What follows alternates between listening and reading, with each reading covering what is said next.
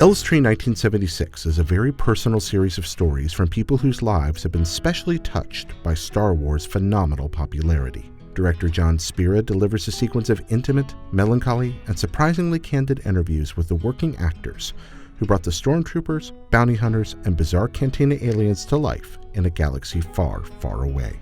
No history-shattering stories or scandals come to light, but rather the simple, treasured memories of largely unknown talents who became part of something utterly unique. If you want to hear about the on-set friendship a bit-part actor formed with Mark Hamill, or the time someone accidentally ordered George Lucas to go fetch a coffee, you're in the right place.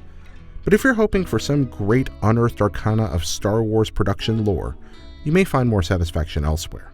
There's very little interplay between the individual narratives, and the granular attention to so many different paths tends to make the first half of the movie spill over into unfocused. Elstree might have benefited from a smaller pool of contributing voices, or from an edit that gave a more unified impression of the actors' experiences. There's precious little original material from the Star Wars sets to add visual context, though there's plenty of convention footage during the later parts of the film.